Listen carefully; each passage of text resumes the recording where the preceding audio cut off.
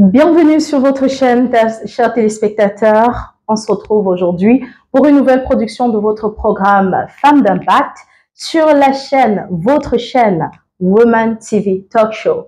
Et Woman TV Talk Show, c'est la télévision de la femme, la télévision qui aide la femme à s'épanouir dans la société, qui promeut la femme, qui aide également la femme à faire face à certaines situations dans son quotidien. Aujourd'hui, dans Femmes d'Impact, on aura l'occasion de traiter d'un cas qui fait couler beaucoup d'encre et de salive, aussi bien dans le monde qu'au Cameroun. D'ailleurs, sur les réseaux, on se retrouve régulièrement à faire face à cette situation, à pleurer, à crier, parce que oui, encore une fois, il y a une femme qui est décédée simplement parce qu'elle a décidé d'épouser la mauvaise personne. Est-ce que je dois dire la mauvaise personne? Je ne sais pas forcément. On aura l'occasion de savoir tout à l'heure parce qu'on a un panel constitué d'un avocat au barreau du Cameroun et d'une dame qui a bien voulu partager son expérience avec nous. Je vais leur laisser le soin de se présenter. Bonsoir, monsieur. Bonsoir, madame, et je suis ravi de votre invitation à prendre part à votre émission. Moi, c'est Maître Ngabé Franklin, avocat au barreau du Cameroun et la République islamique de la Gambie. Bon, c'est ça. Voilà. Ok. Merci à vous, monsieur, et merci à vous, madame. On est heureux de vous retrouver sur ce plateau, justement, pour discuter de ce sujet. On s'est rendu compte que ces dernières années, des féminicides se multiplient encore et encore. Malheureusement, je pense que l'année dernière, on parlait d'environ 200 femmes décédées seulement au Cameroun. Ça, c'est une information qui nous vient d'une page web, La Griotte. Maintenant, cette année, on a également beaucoup d'autres cas qui n'ont pas encore été comptabilisés, mais ils sont nombreux. Du côté de la France, on a le cas de cette dame qui, certes, n'a pas été tabassée, mais qui a été droguée pendant des années, qui a été violée aussi bien par son mari que par une cinquantaine d'hommes. On en arrive à se demander pourquoi est-ce que on se retrouve dans ce genre de situation avec une personne qui est censée être cette personne-là de confiance, cette personne qu'on a choisie pour parcourir le chemin de la vie ensemble et jusqu'à ce que la mort nous sépare, cette personne qu'on est censé avoir choisie en fonction de certains critères parce qu'on s'est dit voilà, la personne que Dieu a choisie pour moi, pour ceux qui y croient, ou alors voilà la personne qui m'est destinée pour ceux qui sont spirituels sans forcément être religieux. Qu'est-ce que vous avez à dire à ce sujet? Bon, je commencerai par dire, comme vous avez dit avant, que le mauvais choix, non, je ne pense pas que ça peut être un mauvais choix. Moi, je pense plutôt que c'est de l'ignorance. Oui. L'ignorance parce que si le mariage, quand elle est célébrée, le maire vous rappelle vos droits et vos devoirs. C'est-à-dire, le mariage, c'est un contrat, comme on dit en anglais, a marriage is sui generis. Donc, il y a des charges qui incombent dans un foyer. Et il y a aussi des responsabilités. Mais ces charges-là, ça pèse principalement sur l'homme. Donc, si l'homme connaît ses droits et ses devoirs, la femme aussi connaît ses droits et ses devoirs. Dans un mariage, je ne crois pas qu'il y aura des féminicides comme on en voit aujourd'hui dans notre société. C'est juste une question d'ignorance et j'ai aussi saisi cette opportunité d'inviter des jeunes qui aspirent à se marier, de souvent prendre assez de temps pour faire ce choix-là, d'étudier la personne, de s'assurer qu'avec cette personne-là, il est compatible avec cette personne et aussi pour être émancipé à travers cette personne. Et prendre aussi au très sérieux les conseils des mères, puisque les mères, quand ils célèbrent les mariages, souvent, la plupart du temps, vous prodiguez des conseils qui sont souvent très judicieux. Si vous les appliquez, je ne crois pas que il y aura des problèmes. Il y aura autant de féminicides comme on a aujourd'hui. Donc, c'est un peu ce que j'en pense pour le moment. Merci. Quant à vous, madame, qu'est-ce que vous avez à dire à ce sujet?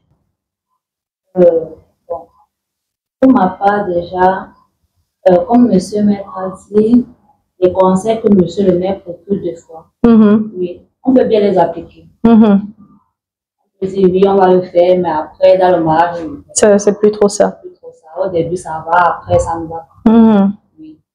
Maintenant, ce que j'amène souvent, c'est beaucoup plus au dialogue. Oui. Oui, le dialogue. Mais bon, quand la personne est réticente au dialogue, qu'est-ce qu'on fait? On fait souvent des assises familiales. Oui. Oui, pour pouvoir en parler. Donc, le monsieur se dit, bon, il va changer, mais ça ne va pas au contraire, ça va plutôt de moi là. Donc, du coup, il y a peut-être cette fissure-là, une frustration du côté de la femme. Peut-être qu'elle a envie d'attirer l'attention du monsieur, mais le monsieur est réticent. Il est fermé. Il est fermé. En plus, ça devient non, c'est pas ça, c'est que non. Et bon, c'est une violence pas en ressortir en fait. Une personne qui ne supporte pas, je peux dire que la femme vienne à chaque fois comme lui. Monsieur. Mais maintenant, il y a beaucoup de choses que, en fait, que vous ignorez. Ça peut aussi être du côté aussi de la femme. Hein? Parce que peut-être l'homme n'est même pas violent au départ. Il y a aussi certaines choses que la femme fait. Oui. On ne disponible pas. Les deux côtés ont beaucoup de reparties sur ce domaine. Oui. Ok, merci beaucoup pour cet avis fort constructif. Mais est-ce que vous pensez que finalement, si une femme, je vais dire, si une femme a cette tendance-là à être un peu excessive, je vais le dire ainsi, parce qu'il y a des femmes, en fait, je dirais même la plupart des femmes, sont très bavardes, très colériques, elles ont très peu de maîtrise. Est-ce que vous pensez que si une femme est comme ça, forcément, elle devrait être bastonnée? Non, pas je pense. Maintenant, ça dépend du caractère. Il y a d'autres qui ne me supportent pas. Je vais prendre un peu pour mon cas déjà.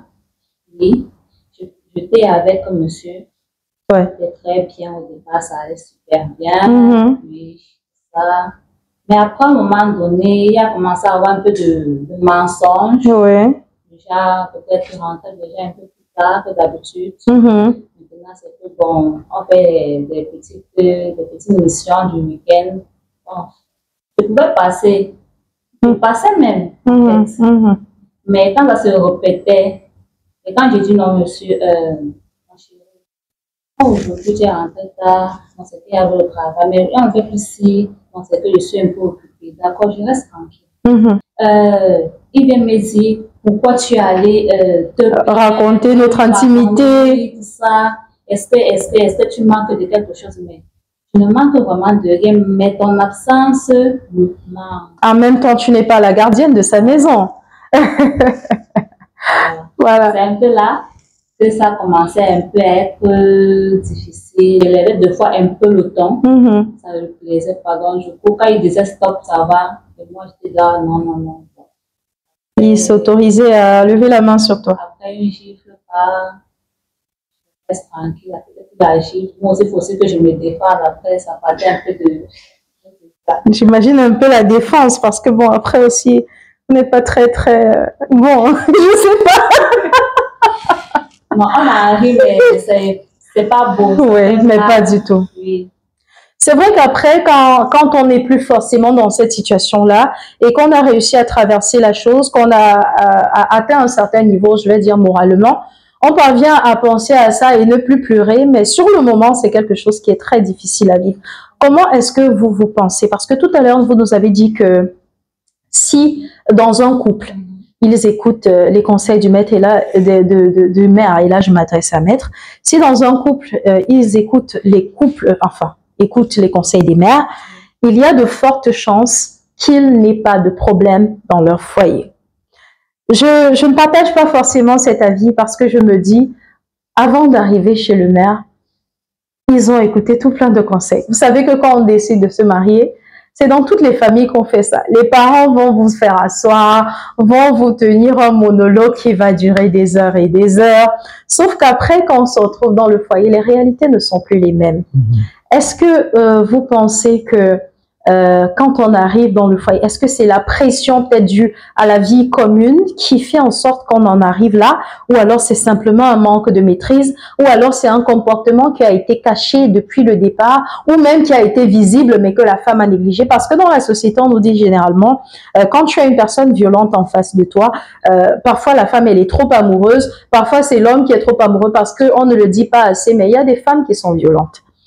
Parfois, c'est l'un des partenaires qui est trop amoureux et puis il néglige cela. Il se dit non, ça va changer. D'autres fois, même, il s'incrimine. Il se dit, non, peut-être c'est moi qui l'ai poussé à bout. Et progressivement, ça va un peu plus loin, jusqu'à ce qu'on en arrive au point où on te botte avec les pieds, on te tape avec des gourdins, jusqu'à ce que mort s'en suive. Qu'est-ce que vous pensez qui puisse être passé dans le couple et qui est mené à cet état de choses? Bon, c'est vrai que toute personne a sa mentalité, toute personne a son comportement. Ouais. Donc, la façon que moi je peux réagir face à une situation, ce n'est pas la même façon qu'elle peut réagir face à la situation. Ouais. Mais moi, je crois qu'il faut d'abord comprendre son partenaire. C'est-à-dire savoir ne pas pousser le bouchon. Ouais. D'abord, ce n'est pas comme si c'est une excuse, mais bon, moi je suis d'abord contre toute violence contre la femme et aussi la violence faite contre les hommes, parce qu'il y a aussi la violence contre les hommes. Oui. Oui, donc je suis d'abord contre toute violence, quelle que soit la nature de la violence. Mais comme je dis toujours, il faut toujours apprendre à comprendre la personne avec qui vous vivez. Oui, apprendre à le comprendre comment, apprendre à comprendre ce qu'il aime, ce qu'il n'aime pas, et de ne pas à tout moment se lever la garde. Il y a des moments où l'homme peut être posé et la femme, elle va avoir des bavards, l'homme il peut même sortir, c'est de fouler avec ses amis, avec ses amis, ça va faire passer cette tension-là, cette atmosphère un peu tense-là, ça va passer. Il va revenir à la maison à un état plus calme, et peut-être que on va en discuter dans un environnement plus calme, et ça va passer. Donc, la violence que les hommes exercent sur les femmes, c'est très malheureux, c'est pathétique même, parce que moi, je me dis toujours que l'homme qui porte la main sur une femme, peut-être qu'il ne le sait pas, mais il est passible de sanctions pénales. Oui. Il est passible de sanctions pénales parce qu'en portant la main sur une femme, tu peux causer des blessures légères, tu peux causer des blessures graves. Et plus pire encore, si tu portes la main sur une femme enceinte, c'est une peine de prison qui part de 5 à 10 ans d'une amende de 50 000 à 500 000 francs. Oui, donc c'est la société dans laquelle nous vivons. Et pour éradiquer ces fléaux-là, je crois qu'il faut plus d'émancipation. Oui, il faut plus d'émancipation, il faut plus de conseils. Ce qu'on dit en anglais, awareness. You have to create that awareness when people are getting married. You know, what you're doing right now is very good. C'est très bien ce que tu as fait maintenant. Parce que via votre channel YouTube, vous êtes en train de créer l'awareness. Oui. Donc, comme je dis toujours, les conseils dans un couple, ça ne finit jamais. Et en plus, un mariage, c'est une école permanente. C'est-à-dire que c'est une école où tu apprends tous les jours. Il n'y aura jamais un jour où tu vas, comment dire, graduate from it, sauf le divorce. Si vous vous séparez. But it's something you learn every day. It is a learning process. Keep learning. It is a learning process, you know. Mais il faut toujours savoir être modéré dans toute situation. Surtout quand vous êtes un homme, vous savez généralement que les femmes se sentent des bavards, généralement. Mais ça ne veut pas dire qu'il n'y a pas des femmes calmes, il y a des femmes calmes aussi. Mais vous, comme homme, vous devez être modéré dans toute situation.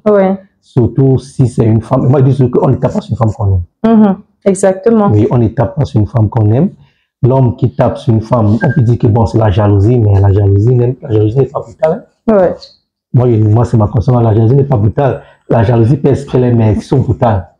Oui, donc l'homme doit toujours être modéré. Et l'homme doit savoir que s'il porte main sur une femme, il est paisible des sanctions pénales. Il risque de finir sa vie en prison. Surtout si la femme aussi, c'est une femme qui est avérée. Oui, elle peut porter plainte contre lui et il peut se retrouver en prison pour ça. Vous avez évoqué là un point sur lequel on allait d'ailleurs chuter très bientôt, qui est celui de savoir comment est-ce que la loi protège les personnes victimes de violences, principalement conjugales. Et là, carrément, je dis homme comme femme, hein, parce que c'est vrai qu'on a beaucoup plus de cas de féminicide, et ça, c'est parce que l'homme, naturellement, est beaucoup plus fort physiquement parlant, mais il y a également des hommes battus, même si on a beaucoup moins. De très loin moins que des femmes, il y a quand même des hommes battus. Comment est-ce que la loi protège les personnes victimes de violences conjugales? Oui, comme je disais tantôt, le code pénal protège les gens qui sont victimes de violences conjugales. Oui, parce que quand vous violentez quelqu'un, quand vous violentez une femme, peut-être une gifle et elle tombe là, elle se blesse, ça peut être une blessure légère.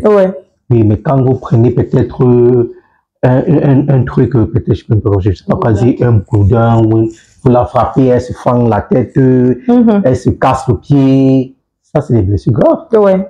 Ça, c'est des blessures graves. Une capacité de 30 jours. Quand tu as une capacité de 30 jours, c'est grave. Oui, et il y a des sanctions pénales pour ça. Ouais. Qui courent de 5 mois à 2 ans à 3 ans. Oui, donc en fonction de la gravité de la violence, c'est aussi comme ça que la sanction est lourde. Oui. Donc ça veut dire, si je prends un exemple simple, si un homme me gifle, ma tête ricoche sur le mur, genre effet boomerang, ça fait bam bam comme ça. Et puis j'ai des violents maux de tête. Mais le lendemain c'est passé. Je ne peux pas porter plainte. Bon, ça c'est une blessure, on peut dire blessure légère.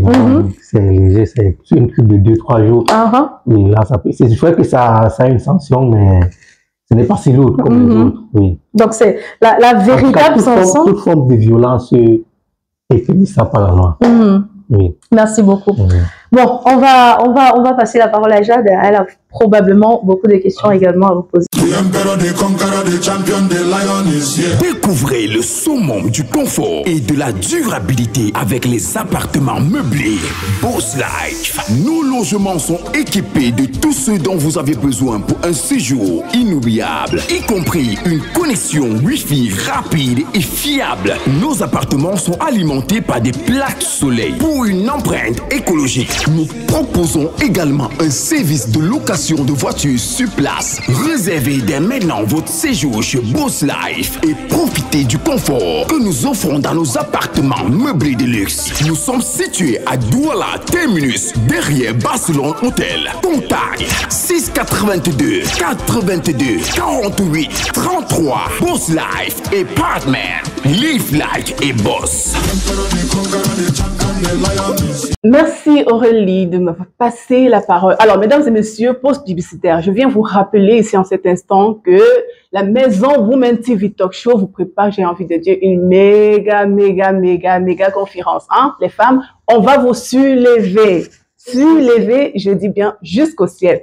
Alors, nous avons deux passages, en fait, j'ai envie de dire. Le premier, c'est celui de Bafoussam qui aura lieu le 22 février à Bafoussam et le 1er mars à Douala, en prélude à la Journée internationale de la femme. Alors, et je tiens à préciser, mesdames et messieurs, que les tickets sont déjà disponibles.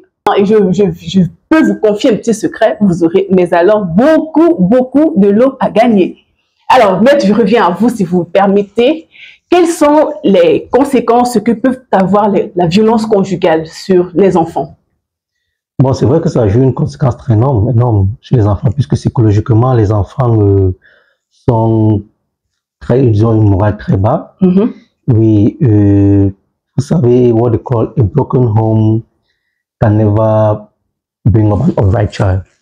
Parce qu'un enfant a besoin de deux parents pour avoir cette balance psychologique là, effectivement. Cet équilibre psychologique. Dès qu'il n'y en a pas un qui est à côté, cette affection, que ce soit maternelle ou que ce soit paternelle, affecte l'enfant psychologiquement. Oui, affecte l'enfant psychologiquement. Et la plupart des cas, si vous avez constaté, les enfants qui viennent de ce qu'on appelle en anglais broken homes sont toujours très agressifs dans la société. Parce qu'ils n'ont pas eu cet amour des deux parents. D'accord. Oui, ils reflètent en fait ce qu'ils ont reçu. Voilà. Ils n'ont pas eu cet amour des deux parents. Donc, c'est une situation très traumatisante pour eux. C'est-à-dire, imagine qu'un enfant de 2, 3, 4 ans qui grandit, qui voit ses parents tout le temps en train de se chamailler, en train de bagarrer, bien sûr que ça va la traumatiser. Ça va la traumatiser toute sa vie. Elle aura même peut-être la phobie même de se marier un jour. C'est possible, effectivement. Mais si une fille, elle a cette phobie-là que peut-être les hommes sont des gens violents. Ouais, donc, c'est un truc qu'il ne faut pas faire vivre les enfants.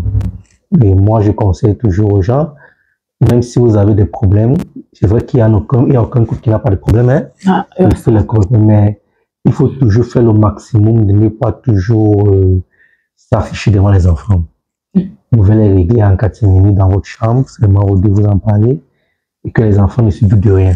Effectivement. Et là, ils sont à l'abri de cette traumatisme ce traumatisme-là. D'accord, merci maître. Alors mademoiselle Bekono, la question suivante est la vôtre, si vous voulez bien. Comment est-ce que vous avez eu, alors où est-ce que vous avez tiré la force de vous sortir de cet enfer que vous avez vécu? Ça n'a pas été vraiment facile pour moi. On peut imaginer. Parce que je l'aimais à la folie, quoi. Ah. Je l'aimais beaucoup, énormément. D'accord. Ça n'a pas été facile. Vous savez qu'il va vous regarder plus tard, hein? Il saura que vous l'avez aimé à la folie, mais il s'est comporté comme un gros salopard, comme Dieu caché. Et vous, toujours l'aimez. Ah, effectivement, c'est possible même d'ailleurs. Hein? Il faut déjà nous dire ici si vous l'aimez toujours. Alors, on va retourner directement à notre question, si vous le permettez. Oui, bon, déjà, ça n'a pas été facile. Il y avait toujours ce truc-là que je me disais dedans à la tête que c'est ma peau que je vais laisser.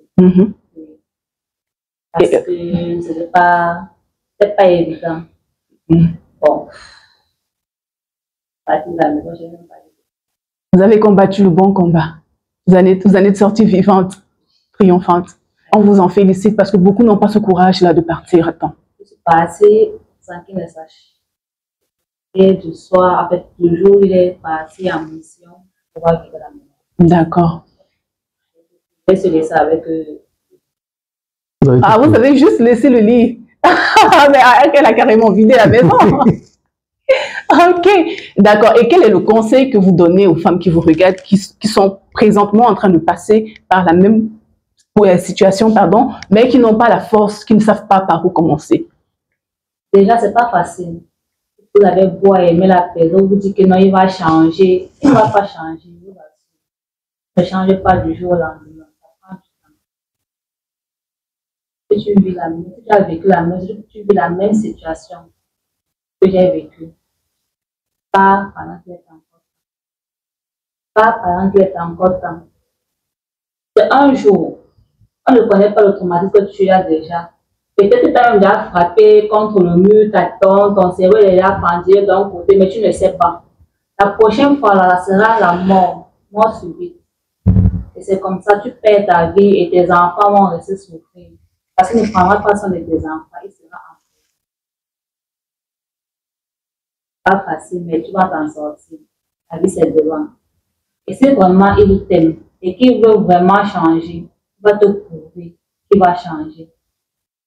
Et dès lors, tu constates déjà qu'il y a des progrès. Le papa reste toujours dans ta même position.